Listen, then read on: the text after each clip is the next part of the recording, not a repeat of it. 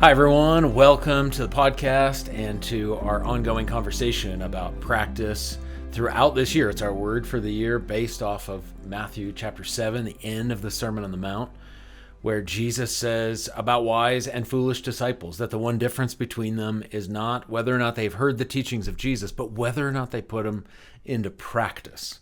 And so we want to be people that hear the words of Jesus, ingest them and integrate them into our lives and put them into practice. So we have a series of conversations throughout this year talking about the different practices that we're jumping into. And so this last practice that we've been talking about on Sundays is the practice of community. I've labeled this as a keystone practice, meaning we get this in place and a lot of other practices start to fall into place. So this conversation is going to be with me and Marie Beck. Marie is on our team. She oversees city groups, and I think you're neck deep in community and relationships and all that we've been talking about, and not just in the launching of a city group semester, but in the weeds, you could say, in terms of thinking about it, the questions you hear from city group leaders, from people trying to find a city group, all the stuff. So I kind of want to get into that space. Sundays oftentimes are, why does God say this is important, and some higher level ideas and motivations and all that stuff. And we'll be there. And I also want to come down into the everyday conversations and nuances and difficulties and all that kind of stuff. Great. So thanks, Marie, for having this conversation, and excited about all that you have to offer. So much in this space you're continually thinking and working on, and have some great insight into all of this. So we'll just jump right in. Great. Big comment question. You and I have talked about this. You've mentioned that maybe the number one comment you get is, I just can't find my people. I can't find community. Yeah. I've tried a city group. So talk a little bit about that and maybe what you would say. Yeah. Well, first, this is my favorite thing to talk about, so thank you. I think two things. You said often people ask the question and say they have tried a city group but can't find people. And that is true, but it is often before having tried a city group, or after having tried to try a city group but not actually made their way into one. So yeah, I think this time of year when there's a city group launch season happening specifically, I probably hear that multiple times a week. But throughout the year, it's common. I think that there are, as I listen to the conversations, there's often threads within them. And I would say different hurdles that we put in the way. Yeah, you've said it has to do with expectations sometimes, right? Oh, yeah. Like the expectations are almost become barriers. So maybe talk. Well, one other thing I'm going to ask you to talk about is hurdles and walls. Okay. So yeah, unpack a bunch of that. Hurdles, walls, and expectations. Yeah. Yeah, I think in terms of expectations, when people look, my experience has been personally, in my own journey to community and in conversations with people, when it's time to look at taking another opportunity to get into community, the first thing we do is figure out what all the obstacles are. And because, like Dr. Hudd said, community takes risk every time. It's a vulnerable space for people to re-enter into, or enter into for the first time. So we naturally start putting up these barriers or hurdles. That sound like what? That sound like, I don't have time. Which begs the question, where are all of your hours going? I've tried. I was in a group last semester, and I still don't have a best friend, which presents another hurdle of its own, our expectations of friends and friendship, and specifically best friends. Yeah, talk about that. Yeah, well, I have a personal sort of objection to the term best friend. I think it's something that we've made up in our generations here. We've made up this term about a best friend, which I don't love because it communicates not only something to your best friend, but it communicates something to everyone else. You know, like my wedding ring communicates a yes to John and a no to everyone else. And I think by having a best friend, we can accidentally do the same thing in our friendships. And we have best friends who are the best in different ways. You know, it just closes off our openness to. And the reality is we need more than one person. So Amen. Yeah. so a best friend kind of makes it feel like I just have one and they meet all my friendship needs, or right? Yeah. So what are the better expectations? Yeah, better expectations for friendship. And going into a group. Yeah, I think going into a group specifically, we can, just in general in Christian communities, I think we can accidentally form circles. And I would say Christian communities should look like U's. So our hope to like get in and have the same group that we have dinner like with. Like a U, like the letter U, not the letter O.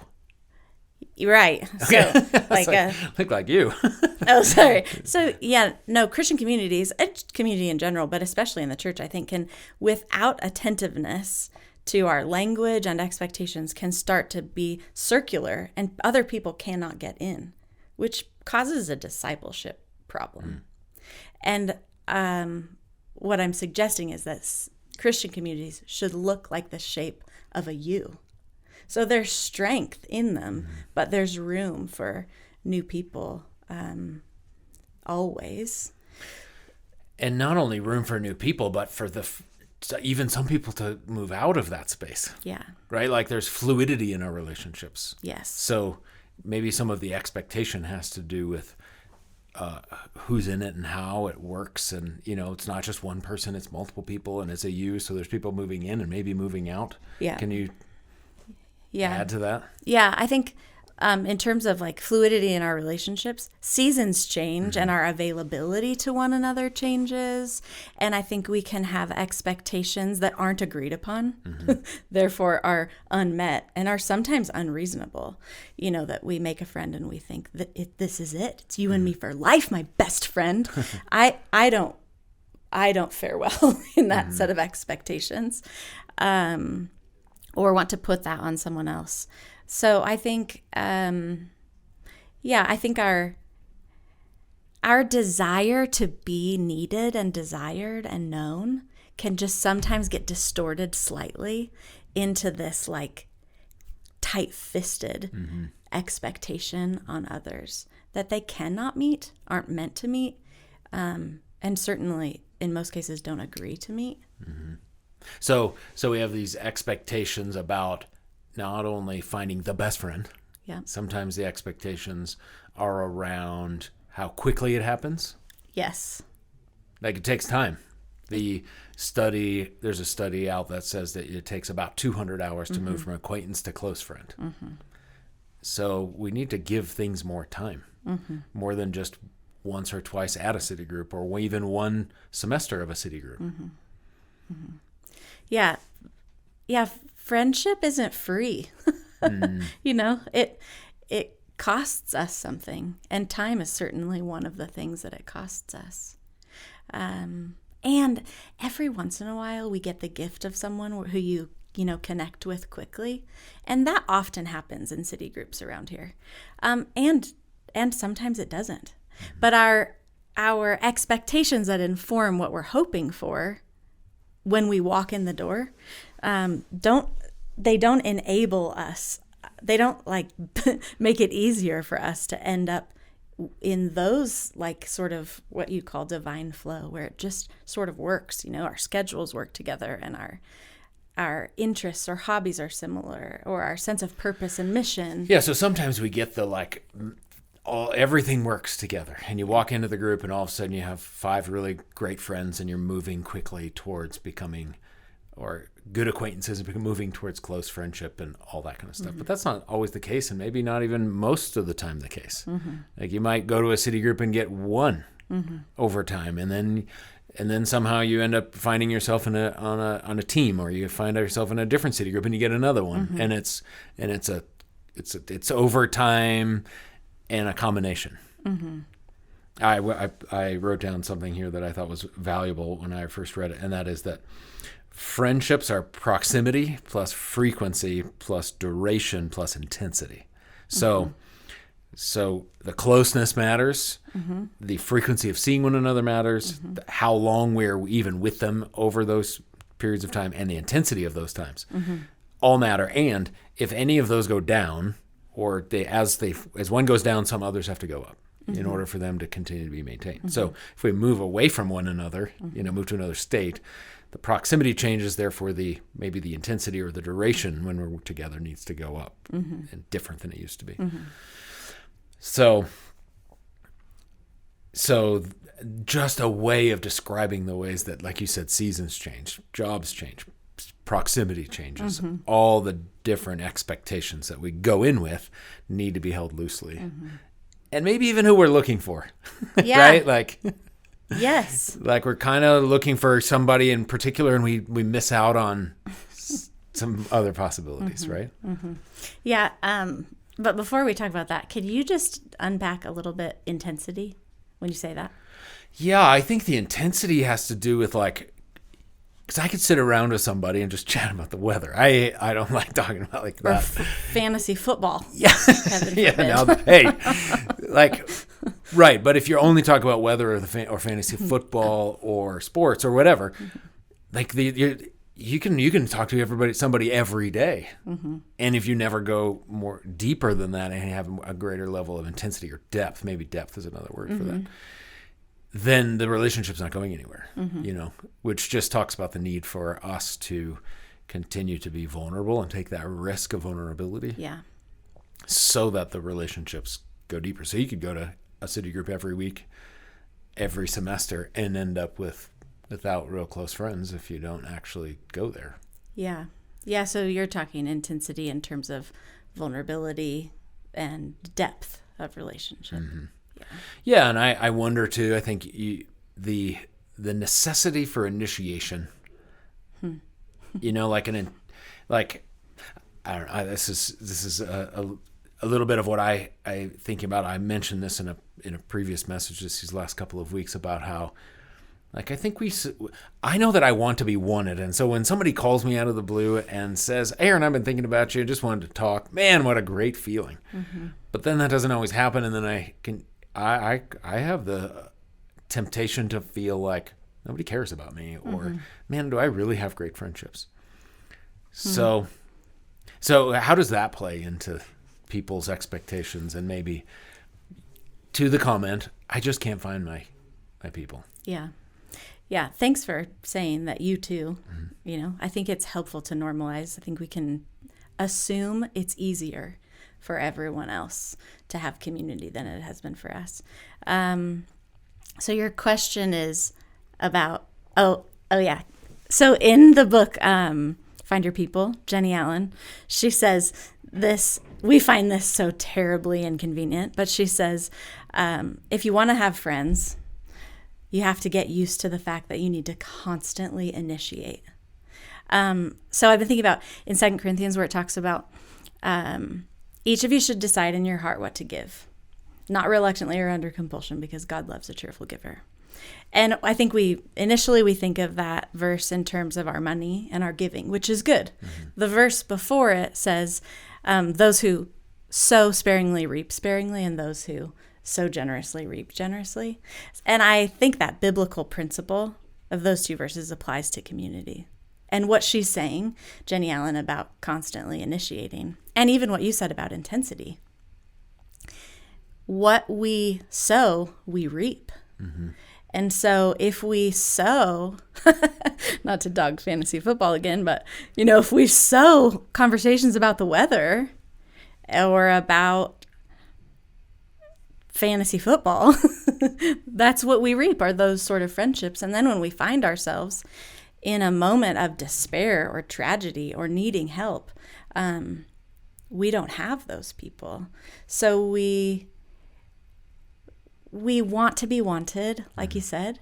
It feels better to be the recipient of someone else's initiation. But if we kind of reckon with the fact that community actually isn't about us. And we can shift our lenses to... Okay, stop right there. Okay. And talk more about that. Like, community's not about us. I mean, isn't that almost the opposite of what everybody's thinking? Yeah. Because I need friends. I need people. I need support. I need encouragement. Yeah, those are the kinds of questions and requests that give me a job. But I think to challenge the sort of me-focusedness of my need for community, which isn't bad. Just to present the what if community was for the sake of others and the advancement of the gospel, and that when we sow for those purposes, we reap the benefit of community. Reminds me of the verse in Proverbs that talks about if you want a friend, to show yourself friendly. Yeah. So to sow friendship, vulnerability, etc., into relationships, then we will reap that. Yeah. I want to shift and talk a little bit about the types of environments that we grow in. Great. This is something that you made me aware of, and in your study and development of our city groups and city group leaders and all that. And you said that we grow best in intergenerational and high joy environments, right? Yes. So let's talk about those. Let's break them up. First, talk about in intergenerational environment. So when you say that, what does that look like? Yeah, great. I think we can talk about multi-generational environments, which is the presence of multiple generations, but intergenerational relationships is the integration of different generations in one community. So we see examples of this in Scripture. We see instruction about it. Older women teach the younger women. 2 Timothy 2 talks about teaching others who teach others. Lots of examples in Scripture. I think we haven't always had the neuroscience data that we have now. And so without going too far down that path, what we know now, because of Scripture and neuroscience, is that we grow best when we are set into intergenerational communities. Which more naturally happened in our world generations past. Yes. Right. Now now we have to work at it. It used to just happen. Right. When I first and feel free to interrupt me if I'm taking a rabbit trail here, but when I first started wondering about this, and we can talk about this too, but I get weekly emails of people who are looking for a group, and the way they ask the question is like, hey, can you help me find a group that is other 31-and-a-half-year-olds who have a golden doodle, who work in tech, who aren't married and don't want to be, or aren't married and very, very specific. Meeting on a Saturday morning at 7:30. Yeah, in the south side of Timnath. So we have this sort of innate desire to want to be with people who are like us. And so the church has hubbed people into groups like people with like people over the decades. So when I kind of first came across this intergenerational idea, I started asking questions and studying church history a little bit, modern church history in America, and found that when this movement started decades ago, the family unit at the time was mostly intergenerational. So if you think about it, people 60 years ago, for the most part, lived in the same area as their grandparents and parents and cousins, and right? Certainly in the same city, state, maybe same neighborhood. And even if you're just today, 80% of people, which I bet is higher 60 years ago. And so the church went and hubbed people so that young adults could be with young adults because they had this beneficial intergenerational home base that they were growing in, and now they could grow like people with like people. Well, it doesn't take much explaining to see that that has switched. Most of the people I know don't live in the same state even. My parents don't live in this state. We don't have relatives here. And so we need intergenerational community in our church because our culture is like directing us like people toward like people. I mean, we could have a whole conversation about the potential cost of that and our inability to care for people who are unlike us if we aren't challenged to be in intergenerational community or to look for people who aren't just like us. Right. So I think of you mentioned the biblical example. I'll use a movie example. I think of Lord of the Rings and how Frodo needed Sam. Like, we do need people in our similar stage of life, our like walk with us, understand where we're at in the moment, kind of, people around us. But Frodo needed Gandalf too. Yes. Yes. He needed Aragorn for the Lord of the Rings, or Star Wars. We've got Luke needed Yoda but he also needed Hans and Chewie and R2-D2, right? So you might just be nodding your head and saying yes, whatever you say. But I'm a teenage boy, Mom. Okay, great. So like we don't just need that; we need more than that. Yeah, absolutely. So how do we get that? Yeah, right. It's not bad. It's just not the whole picture. Right. Which I think is one of the communicates the need for city groups, which sometimes are the similar, yes, moms group or that kind of thing. But then gathering on a Sunday puts us in a place where we're amongst. It can be multi-generational, but it can turn into intergenerational. And then there's also great possibilities within groups for that to happen as well. But for us to really be intentional about that as individuals and say, I need to surround myself with these kinds of people. I need older people in my life. I need people in my life that are in the same stage and have done this stage that I'm in, that I can gain wisdom from and walk through life with. So how do you find them? Yeah. Well, quick story.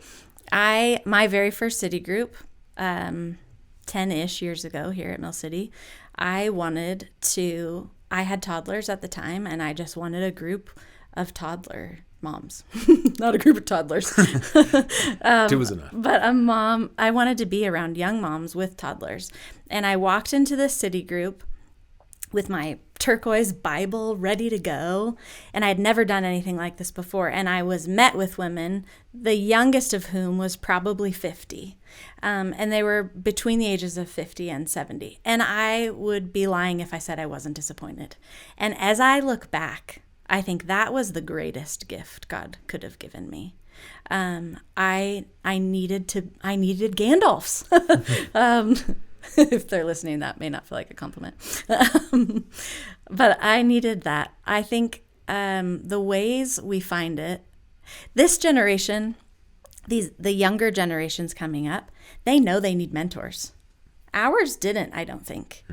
And so there's a hunger for and an awareness of a need for a mentor, which is great. And I'll often have conversations with people who are like, can you help me find a mentor?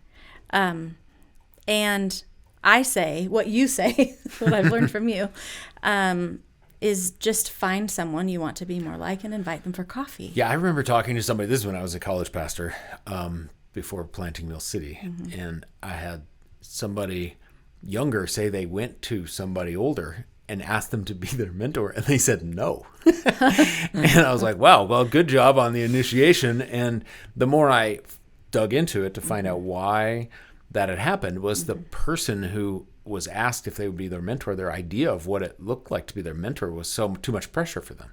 Too much pressure, too much time. They thought they're looking for one person to be their like ultimate sage and kind of meet with them on a regular basis, which might have actually been the expectation of the young person. So my encouragement after that became, don't ask somebody to be your mentor. Find somebody who has an aspect of their life that you like. Maybe it's their marriage. Maybe it's the way they treat their kids. Maybe it's their finances or the way that they lead in business or how they handle different situations that you're like, wow, I like the way there's a maturity there or something. And then just say, hey, I noticed this about you and I would love to learn from you. Can I just take you out to coffee? And never in anybody ever doing that have I ever heard anybody say, no, I'm not willing.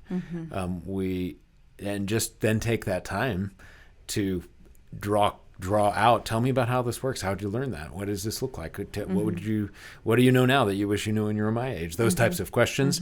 And it might be a one-time coffee. Or it might be the beginning of an ongoing, longer-term relationship. But like, let it go. Like, let it happen. It's kind of like how we talk about like dating. You don't have to know you want to marry someone when you meet them.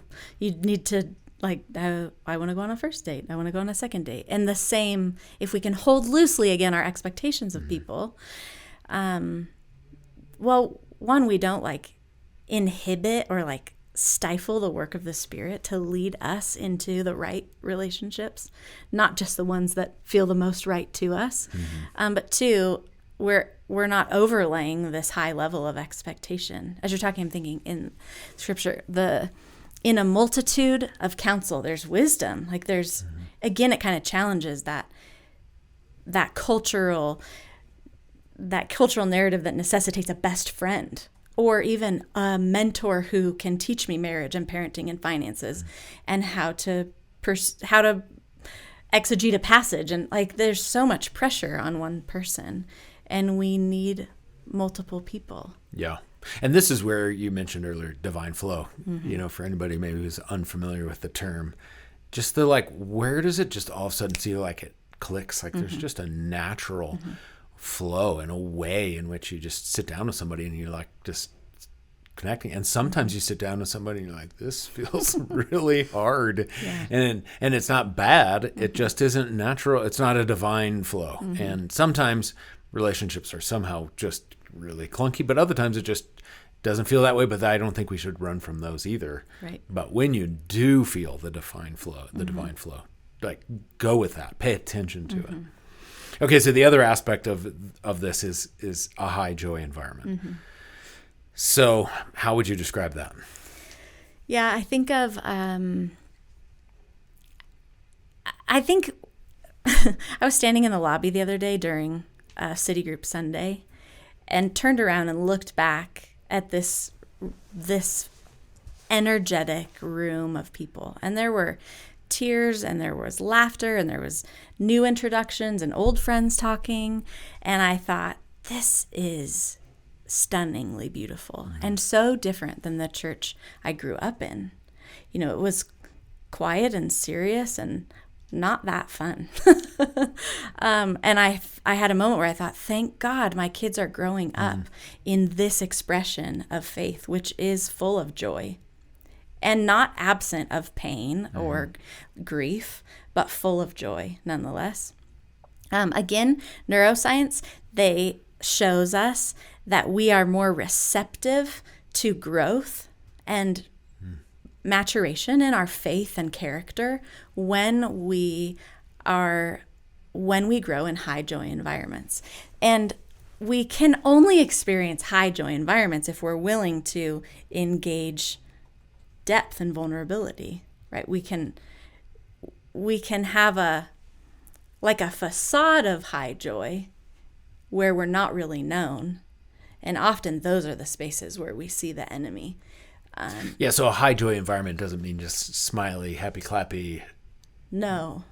Just positive environment. Yeah, and like delightful places where we are delighted in and we express delight in others. And it's authentic. And it's authentic. And in City Group Leader Orientation, we always take a moment. So we'll just do it. Okay. You don't know this is coming. Close your eyes and think of a person who has been a positive influence in your life and journey of faith. And now keep your eyes closed and picture them. And you're smiling. I am. Right, because when we bring those people to mind, the way we see them, their faces, is delighting in us. That is a high joy environment. Like whatever memory you have and person you think of there, cultivated in an environment where you were enjoyed. And that actually, I would say, we talked a little bit earlier about our need to be known or needed or pursued or whatever. Really, we want to be enjoyed. Mm-hmm. So when we are set into an environment where we're enjoyed and we enjoy others, we grow deeper and it's more sustained growth. Mm-hmm. So what would you say to somebody? What do you say to somebody who is, I can't find my people? Mm-hmm. What's the next step? Or if you were to, if you could get everybody to do one thing or to think one thing or mm-hmm. something, mm-hmm. This is your opportunity because everybody's going to listen to this. So what would you say? That's a great question. I think evaluating the barriers for us and reconsidering that they're probably hurdles like on a track that you could just pick up and move over and not walls that cannot be moved. Mm-hmm. Yeah, I love those, the barrier, the hurdles and walls mm-hmm. metaphor or picture because of a wall, you're like, well, can't do it. But it's not like there's nothing, mm-hmm. right? There's things we do have to get over. Mm-hmm. We have to jump over them, mm-hmm. or we have to lift them and move them out of the way. Mm-hmm. Which goes to your point that relationships take work. Mm-hmm. And you're just defining, what I like about this conversation is you're defining some of the work. Mm. You're defining the work of being honest about our expectations. Mm-hmm. I actually want a best friend, and we're expecting it to happen overnight. Mm-hmm. Actually, I don't need just a best friend. I need a few mm-hmm. good friends mm-hmm. that together can produce the community that I actually need. I actually will not find it if I find that one person that somehow is a great friend. Yeah. So you're articulating these hurdles that we're going to have to take some effort either internally to break down and put aside, mm-hmm. or ways that we're going to have to take work to, like, I'm going to have to work at I'm going to go look for somebody with a marriage or a relationship or whatever that I admire, and I'm going to have to have the courage to take them out to coffee and buy their coffee and and be prepared and see what happens, mm-hmm. and maybe go to a group and it not be quite as much as what I wanted it to be, but mm-hmm. find that one friend, right? I mean, identifying where the work is, and if we can have expectation that there's work here and this is what it looks like, that we'll have a better chance of finding what we're looking for, longing for, designed for, right, and need. Mm-hmm. Mm-hmm. Yeah, I think one more thing I would say, I just think ask God what he would have you sow. And don't do it reluctantly or out of compulsion, but with a cheerful heart. Mm-hmm. And you will reap the benefits of what you extend to people.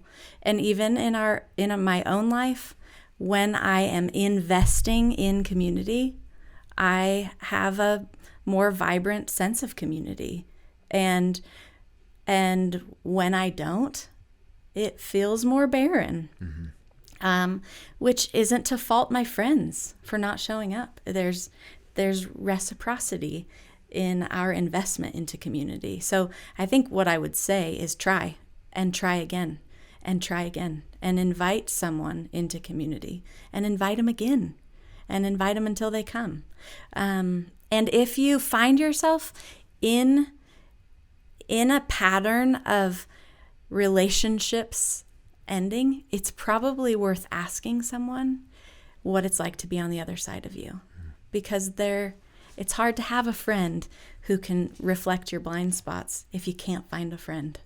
But sometimes there is work for us to do to learn how to be a better participant in community. That we are a hurdle. Yeah, it's not always everyone else's problem. Mm-hmm. Sometimes we we can be the hurdle. So we just need awareness of what it is, and to, prayerfully and in community approach it. You say often, when we're hurt in community, we heal in community.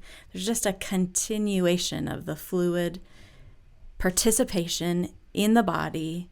You're needed, whether it's hard for you or not, you're needed. So try again, but maybe a moment of self-reflection is worthwhile if you find yourself, running face first into a wall over and over again and not able to. Yeah. Well, one of the things that I love about this conversation, but about the way you haven't just read books.